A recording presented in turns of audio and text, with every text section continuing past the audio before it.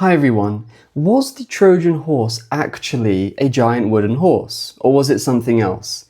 Well, I trust you're already reasonably familiar with the story, but just in case you aren't, let me give you a quick recap. So the story of the Trojan horse is based at the end of the Trojan War. So the Greeks were struggling to defeat the Trojans. They couldn't defeat the Trojans in an outright siege.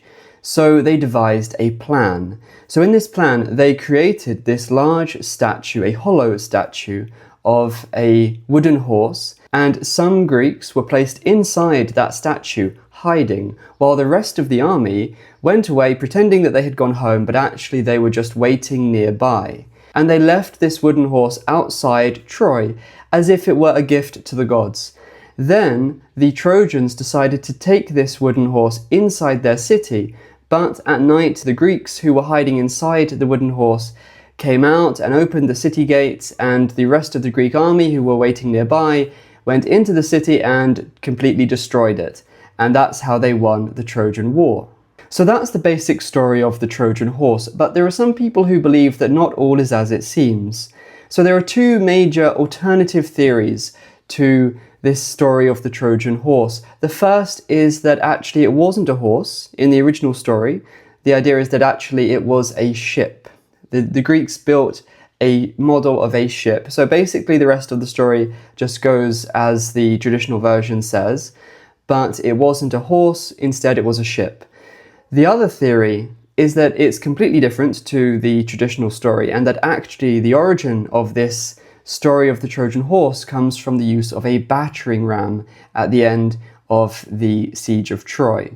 So the idea is that this battering ram was mistaken for a horse as the oral tradition developed, or the horse was used as a metaphor intentionally to represent the battering ram, this large siege engine which kind of looked a bit like a horse. So those are the two competing theories for alternative explanations for what the Trojan horse really was.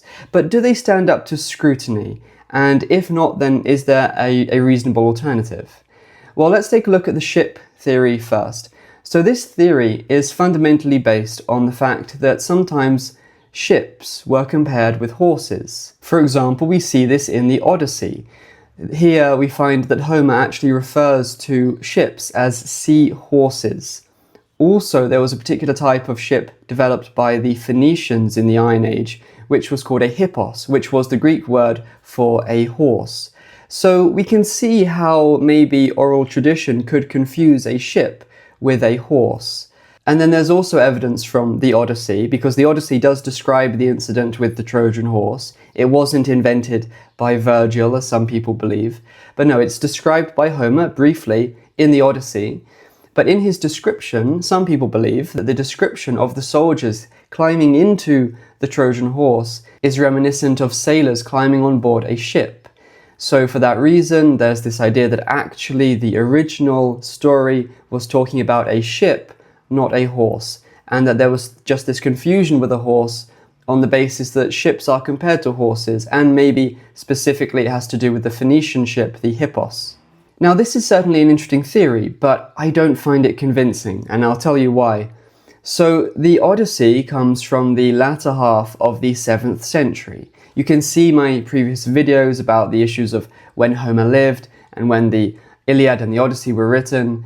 But the point is, the evidence is clear that they were written from about 650 onwards, 650 BCE onwards. That's when the Iliad and the Odyssey were written. Whereas Greek art from before then already shows the Trojan horse as a horse. For example, there's the Mykonos vase, which dates to about 675 BCE. So this predates Homer's description of the soldiers climbing inside the horse, and yet it shows the horse as a horse, not a ship. So since this source predates Homer, then logically this should have more weight than Homer's description, which apparently is reminiscent of descriptions of people climbing on board a ship. That is less important than the earlier evidence which presents it as a horse. And what about the other theory, that it was a battering ram or some kind of siege engine, which was later metaphorically presented as a horse, or perhaps presented as a horse just through the distortion of centuries of oral tradition? What about that idea? Well, interestingly, this actually doesn't originate in modern times. This actually is mentioned as far back as Pausanias in ancient times. So Pausanias says the following: that the work of Epeius was a contrivance to make a breach in the Trojan War is known to everyone who does not attribute utter silliness to the Phrygians. So when he says Phrygians here, he's referring to the Trojans, just to be clear. So according to Pausanias, the work of Epeius, the constructor of the Trojan horse, was obviously some kind of contrivance to make a breach in the wall of Troy. So in other words, some kind of siege engine or a battering ram, we could say. So his logic is this is obviously true unless you think the Trojans were absolutely stupid, because it's only if they were absolutely stupid that they would believe, that they would fall for such a gambit at the end of the war. So that's his logic, but does it really make sense? Well, the problem is that the Greeks didn't start using battering rams until the 5th century BCE, which is long after the Trojan War, long after the story of the Trojan War was already down in writing. So there's no way that this could possibly be the explanation for the Trojan horse, certainly not from the Greeks. However, some people like to link this to Assyrian battering rams. Because it's true, the Greeks didn't start using siege engines until the 5th century BCE, but the Assyrians were already using them centuries before then. And what's particularly interesting about this idea that connects it to the Assyrian siege engines is that there's evidence that the Assyrians covered their siege engines with dampened horse hides to protect them from flaming arrows. So this, as well as the general shape of the siege engine, the fact that horse hides were used to cover it would make it even easier for this to be distorted into a horse in later legend.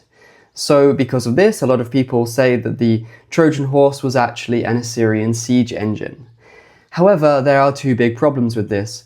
The first is that the Assyrians were not active in Western Anatolia, anywhere near Troy, until centuries after the traditional date of the Trojan War. So the traditional date is about 1200 BCE. The Assyrians weren't active in anywhere near Western Anatolia until about the 800s BCE. So if you maintain the traditional date of the Trojan War, then obviously the Assyrian siege engines cannot have anything to do with anything involving the Trojan War. Now, as for me, I actually don't agree with the traditional date of the Trojan War. I think it did happen centuries later than the ancient Greeks believed. However, even taking that into account, there's another crucial issue. The only ancient sources which link the Assyrians to the events of the Trojan War place them firmly on the side of the Trojans, not the Greeks. In fact, Troy was actually said to have been a client state of the Assyrian Empire. So the idea that the Trojan horse was actually an Assyrian siege engine firmly and directly contradicts the only references to the Assyrians that we actually have in the context of the Trojan War. They fought with the Trojans, not against them. They clearly had nothing to do with the Trojan horse. That would go against all the available evidence that we actually have. But if these two theories don't stand up to scrutiny, then what's the alternative? Well, in my opinion, the most likely explanation is that the story of the Trojan horse is basically accurate. That's basically how it happened. Not necessarily in all the details, obviously. It's an epic poem. It's not a historical account. But if it is talking about a historical event, which I believe it is, then, well, the story of the Trojan horse, which is also portrayed in Greek artwork even before Homer wrote his two poems, well, I think that's probably how it actually happened. That's what the sources say, and I don't agree with Pausanias's evaluation that you can only believe this story if you assume that the Trojans were absolutely stupid.